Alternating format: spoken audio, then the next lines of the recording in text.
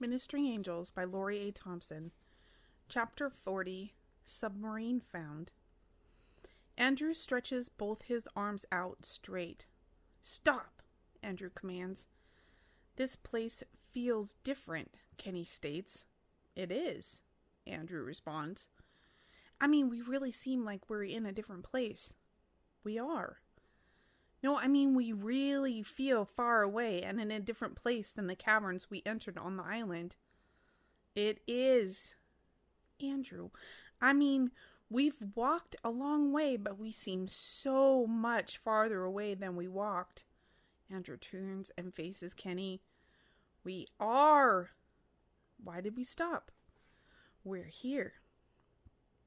The group stands in a band of light, which keeps everything beyond 2 feet to the front and 2 feet to the back in complete darkness.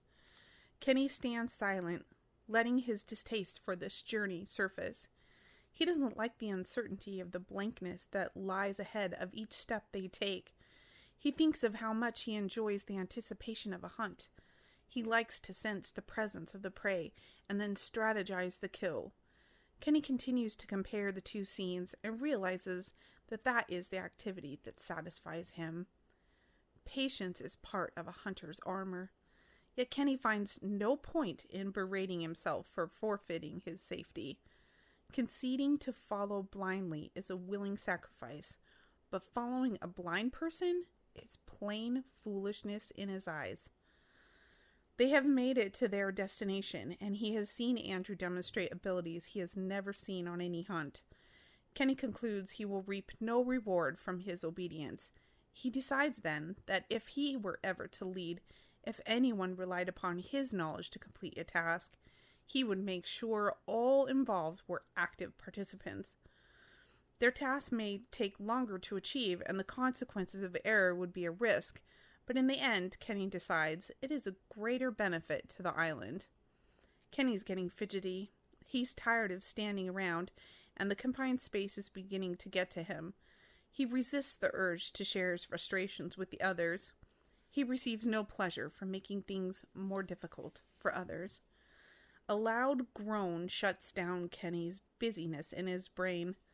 It is the same sound that they heard earlier. The noise is followed by a clicking and clanking, which are now so loud the boys cover their ears. Andrew faces the boys and yells as loud as he can over the deep, penetrating tones and high, ringing racket. "Forward 3!" The boys march forward 3 steps as commanded by Andrew, and the light follows them.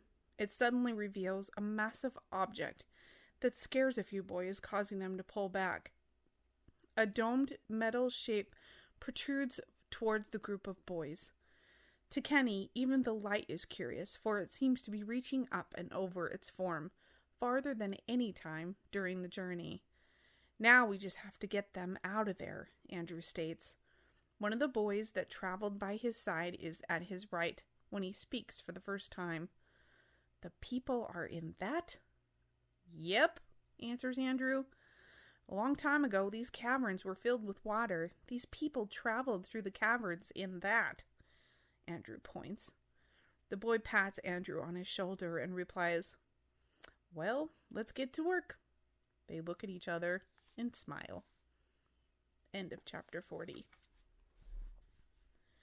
Ministering Angels by Lori A. Thompson. Chapter 41.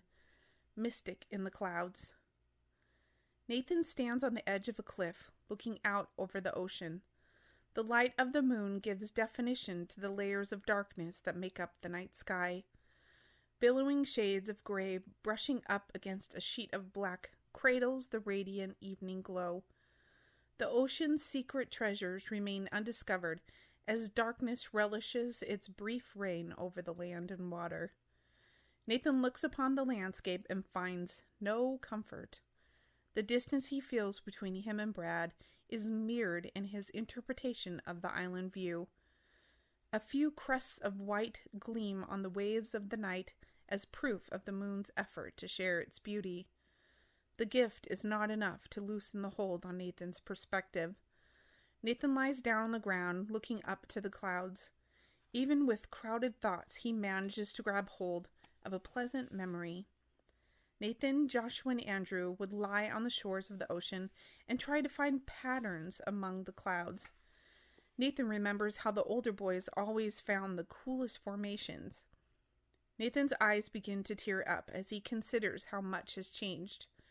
The more he thinks about how happy he used to be, the more his heart hurt as an expression of the longing he has for those days. It was in those days he didn't know all that he knows now.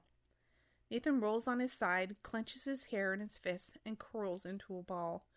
The sadness turns into anger as he tries to figure out what he could have avoided. He follows a train of thought, digging deeper and deeper to find the source of its creation. What curiosity should he have disregarded? What causes of action could he have ignored? He tries to think of how he was responsible for spreading information. He whittles away at each turning point to see how he could have chosen differently. He remembers Joe's comments about how he was younger, smaller, not capable, and weak. Nathan cries into the night air, tormenting himself for ever thinking he was helping. Nathan rolls on his back again and wipes his face, first with his hands and then his forearms, finally resting his arms crossed over his forehead. Looking up once again, he automatically begins searching for familiarity in the clouds. Any object would do, but he does yearn to see something he may have seen with the boys. Using the moon as a gauge, he realizes the clouds have shifted. The clusters have separated, leaving large gaps between them. Nathan figures some must have just spread out and thinned. Nathan stares as he watches the entire sky change colors right before his eyes. He wonders how he could be looking at the sky for so long and nothing seemed to be moving, then to have the whole sky change in an instant. He doesn't settle on figuring out why it is moving. He puts his hands to his side and smiles because he notices that he has been frozen in place with his mouth wide open. His body is just as in awe as he is. One grouping caught his eye, and he decides to focus on just that one area of sky. He doesn't want to miss anything. The light has a pink hue that spreads over the cloud like a drop of dye placed in water. The clouds that are draped over the horizon drink it up slowly, fanning the sky with a varying shade of pink. The light bled through the dark tones, producing streams of color which draws the eye to seek out where it has originated from. The pink shades out to such a light color, one can only use the imagination to extend it to any possible source. Out the corner of his eye, movement catches Nathan's attention. Light touches the belly of a cloud, and just as a master craftsman forms a diamond from a rough, the girl takes shape. The edge of her gown sweeps across the night sky. Her long hair follows her gown's train. Nathan sits up in pure amazement as wings shoot out, a final touch on her magnificent display of beauty. The glow skims the surface below, exposing every peak on land and water. Nathan stands up and notices the rising sun. He returns to the cave and sees Brad in the same spot as when he had left. Brad stirs with the touch of Nathan's hand on his side. Brad rises, rubbing his face. "We should go," says Nathan. "You ready?" questions Brad. Nathan stands and reaches out his hand, waiting for Brad to reach out and grab hold. Brad takes advantage of Nathan's willingness to help him up. One good solid yank, and Nathan and Brad are on their way. End of chapter 41.